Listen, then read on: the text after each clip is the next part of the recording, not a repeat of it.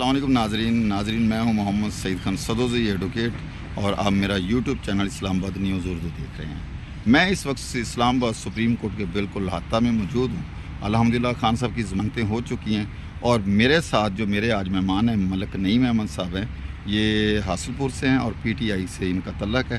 تو ان سے پوچھتے ہیں کہ جو سہیل وڑائچ صاحب کالم لکھ رہے ہیں آرمی چیف سے، آرمی چیف آصف منیر صاحب اب تو فیلڈ مارشل بھی ہیں، ان سے ان کی ملاقات ہوئی اور انہوں نے معافی کا خان صاحب سے مطالبہ کیا۔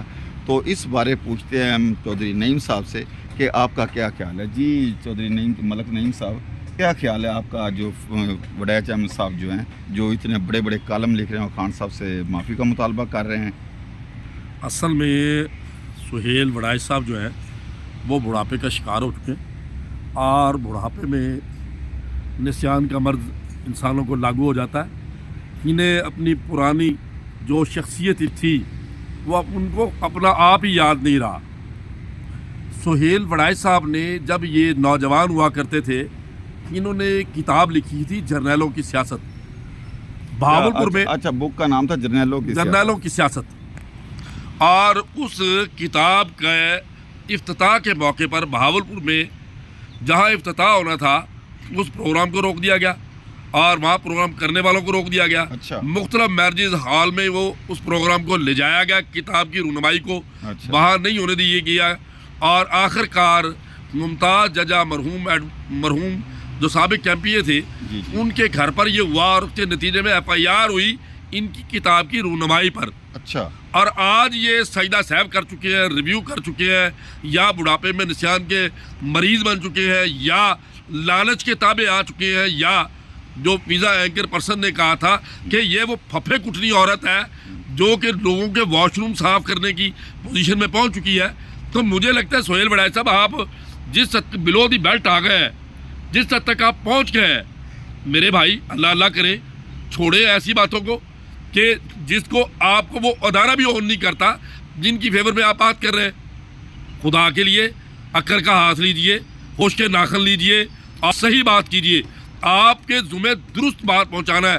آپ تو میرے خیال میں اس قلم کار صحافی کی بجائے قلم کار طوائف کی شعار کر گئے کہ جو بجائے میرٹ کے، بجائے اصل بات کرنے کے، جو بھی نیا خاوند ملے شلوار بدل لیتی ہے۔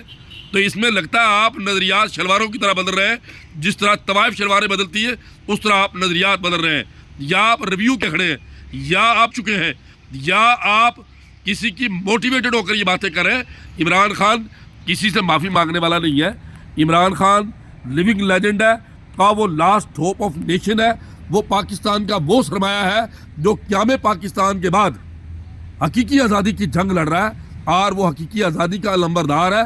78 سال سے پاکستان آج تک اپنی قسمت کے فیصلے نہیں کر سکا۔ ہماری ہمیشہ سے خارجہ پالیسی باہر سے بنتی آئی اور ہم باہر کے لوگوں کی وجہ سے چلتے آئے۔ خان صاحب نے اسی وجہ سے وہ کمپرومائز نہیں چاہتے، وہ اپنی پالیسیز کو آزاد چاہتے ہیں، وہ کبھی بھی اسٹیبلشمنٹ سے لڑائی نہیں چاہتے۔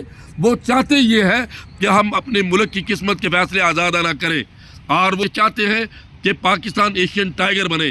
وہ یہ چاہتے ہیں کہ پاکستان نشاط ثانیہ کا نقیب بنے۔ وہ چاہتے ہیں کہ امت مسلمہ دنیا کے اندر رول کرے۔ اور خان صاحب کی جو سوچ ہے، وہ نہیں چاہتے کہ ہم کرائے کے ٹٹو بنے، ہم کرائے کے سپاہی بنے، ہم کرائے کے ٹٹو بن کے اپنے ہی لاکھوں لوگوں کو مارے اور کروڑوں اربوں روپے کا ضیاع کرے، اور ہمیں جواب میں کھلی شاباش بھی نہ ملے، بلکہ ہمیں یہ کہا جائے ڈو مور۔ تو خان صاحب ڈو مور کہنے والے نہیں ہیں، وہ ایبسولوٹلی ناٹ کہنے والے ہیں۔ اور وہ اس وقت سیلیبریٹی تھے جب لوگ پیدا نہیں ہوئے تھے۔ اور خان صاحب پوری دنیا کے اندر کسی بھی کونے پر جا کر اگر پوچھا جائے کہ پاکستان کا نام جب پوچھتے ہیں تو آپ پاکستان سے ہو، کہتے ہیں ہاں جی۔ آپ عمران خان کو جانتے؟ دوسرا سوال عمران خان کے حوالے سے ہوتا ہے۔ پاکستان اور عمران خان پوری دنیا میں لازم ملزوم ہے۔ آج 25 کروڑ عوام کی جو رگ رگ میں سما چکے ہیں اور لوگوں کے دلوں میں جگہ رکھتے ہیں، اور 90% سے زائد لوگوں کی عمران خان کو حمایت حاصل ہے۔ فارم 45 کی بجائے 47 کی جو حکومت ہے، جو 17 سیٹیں جیتنے والی جو حکومت ہے، اور اس کو جو مسلط کیا گیا ہے، میں اس کے حوالے سے یہ کہنا چاہتا ہوں کہ یہ کسی بھی صورت میں پاکستان کو اس سٹیج پر نہیں لے جا سکتے جس سٹیج پر عمران خان لے جا سکتا ہے. عمران خان باہر کی سامراجی قوتوں کو اچھے طریقے سے جانتا ہے، کیونکہ ایک صدی سے زیادہ عرصہ، آدھی صدی سے زیادہ عرصہ اس نے ان لوگوں میں گزارا ہے، ان کی طبیعت سے واقف ہے، ان کے معاملات سے واقف ہے، ان کو ڈیل کرنا جانتے ہیں. اور میں یہ سمجھتا ہوں اگر خان آیا، خان کے ساتھیوں کو آج جو قید و بند کی صحبتیں ہیں، خان صاحب جو لیونگ لیجنڈ ہوتے ہوئے اور جو اتنی بڑی سیلیبریٹی ہوتے ہوئے، انٹرنیشنل سیلیبریٹی ہوتے ہوئے آج جو قید و بند کی صحبتیں برداشت کر رہے ہیں، وہ اپنے لیے نہیں، وہ مورل ویلیوز کی بات کر رہے ہیں، اور وہ ان ویلیوز کی بات کر رہے ہیں جو تاریخ میں زندہ رہنے والے لوگ کی ہوتی ہے. جیسا کہ ذوالفقار علی بھٹو بھی تختہ دار پہ چڑھ گئے لیکن انہوں نے کمپرومائز نہیں کیا، عمران خان بھی کمپرومائز نہیں کرنے والا. عمران خان تاریخ کے رائٹ سائڈ پہ کھڑا ہے. آج وکلا بھی، ILF بھی خان کے پیچھے اس لیے کھڑی ہے کہ خان رول آف لاء کی بات کرتا ہے اور تاریخ کی درست سمت کھڑا ہے، جمہوریت کی بحالی کے لیے وہ جنگ لڑ رہا ہے. اور میں ان تمام لوگوں کو جو خان صاحب کی بنیاد پر قید و بند کی صحبتیں برداشت کر رہے ہیں، جھوٹے مقدمات میں پڑے ہیں، ان کو میں یہ کہنا چاہوں گا کہ ان کے حوالے سے یہ پیغام کہ دیواروں سے در نکلیں گے، قید میں بالوں پر نکلیں گے. دیواروں سے در نکلیں گے، قید میں بالوں پر نکلیں گے. لاکھ کرو تم دار کو اونچا، دار سے اونچے سر نکلیں گے. یقیناً حق کی فتح ہوگی. عمران خان اور عمران خان کے تمام ساتھی رہا ہوں گے، اور جب بھی پاکستان میں آزادانہ الیکشن ہوئے، عمران خان اور اس کی ٹیم دوبارہ برس اقتدار آئے گی اور پاکستان کو نشاط ثانیہ کے نقیب بنائے گی. ملک صاحب، میرا سوال یہ ہے کہ آج جو ہے نا، جو سہیل وڑیچ صاحب ہیں، ISPR جو ہے اس نے بھی اس کی تصدیق کر دی ہے. خبریں چل رہی ہیں کہ اس کے جو کالم ہیں اور جو یہ معافی والا معاملہ، یہ سارا وہ جھوٹ لکھا ہے، جھوٹا بیانیہ اس نے آج تک پیش کیا ہے. اگر یہ جھوٹا ہے، 3-4 دن پہلے یہ ملاقات ہوئی ہے، تو اس وقت سے لے کر آج تک 3-4 دن ہو گئے ہیں. یہ ہر ٹی وی کی، ہر موبائل پہ، ہر YouTube کی زینت بنی رہی ہیں خبریں. اب اگر وہ ان کی تصدیق کر رہے ہیں کہ یہ جھوٹا بیانیہ اس نے کڑا ہے سہیل وڑیچ نے، یہ معافی والا یہ باقی معاملہ، تو پھر جو آرمی چیف ہے یا فیلڈ مارشل صاحب ہیں یا بقایا جو ادارے ہیں، کیا سہیل وڑیچ کو اس جھوٹی خبر اور یہ افراتفری پھیلانے کے جرم میں کوئی سزا بھی دے گی؟ اس کی تصدیق ہوگی، اس کی کوئی انکوائری ہوگی، ایسا کوئی ہوگا؟ یہ سارا ڈرامہ یہ کیا جا رہا ہے، اس بارے آپ کیا کہیں گے؟ دیکھیں جی، اس کے حوالے سے تو ادارہ دیکھے گا خود کہ ادارے کی عزت کو متاثر کرنے کی کوشش کی ہے یا اس نے اپنے لیے کوئی بینیفٹ کریٹ کرنے کے لیے یہ جو اس نے جھوٹا بیانیہ بنایا ہے، اگر اسے انہوں نے ڈساؤن کر دیا ہے، بنایا یا سچا بنایا؟ دیکھیں، میں آپ کو بتانا چاہتا ہوں کہ اب وہ ہی اون نہیں کر رہے جن کے حوالے سے بیانیہ بنایا، تو پھر گھر کا نہ گھاٹ کا. اس کے متعلق تو یہ کہا جاتا ہے، بولے نا، دھوبی کا کتا نہ گھر کا نہ گھاٹ کا. ارے بھائی، کتا وفادار ہوتا ہے، اس لیے میں نے اس کا نام نہیں لیا. اس لیے نام نہیں لیا، وہ بھی وفادار ہوتا ہے یقیناً کہ یہ گھر کے نہ گھاٹ کے. اور یہ اگر واقعی سچے کھڑے ہوتے تو پھر اپنی درست بات پہ کھڑے رہتے، وہ ان کی بات مانتے.